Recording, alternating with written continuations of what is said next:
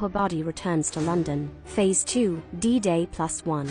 Flags will be raised the morning after her death, and at 11 a.m., Charles, the eldest male descendant of Queen Elizabeth, will be proclaimed king. At this point, Charles has waited longer than anyone else in history to assume the throne. Phase 3, D+1 through 12.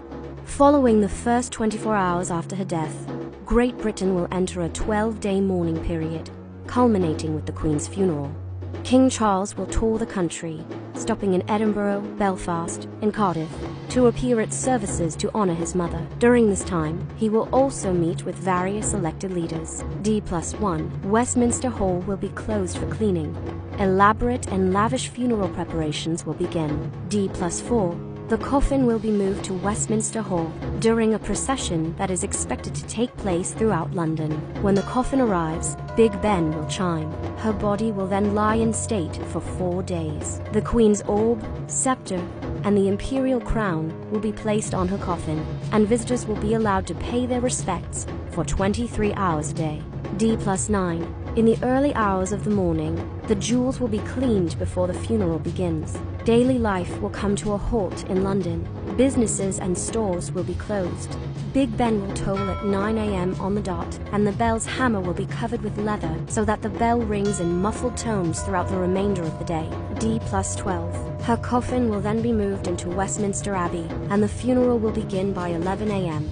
While the media will be allowed to film the services, the faces of the royals will not be shown during prayers. After the funeral, the same carriage that carried her father will return her body to her final resting place at Windsor Castle.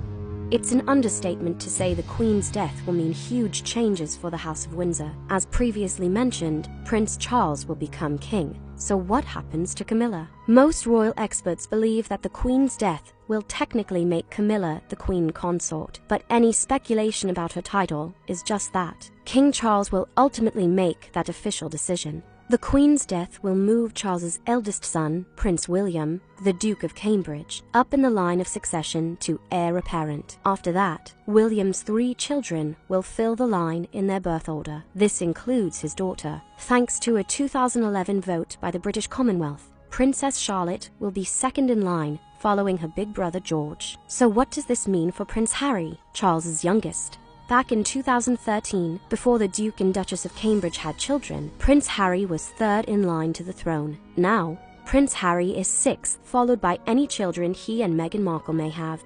And last but not least, there's Brexit. The truth of the matter is that the monarch has little to do with the UK leaving the European Union. But considering all of the change that will come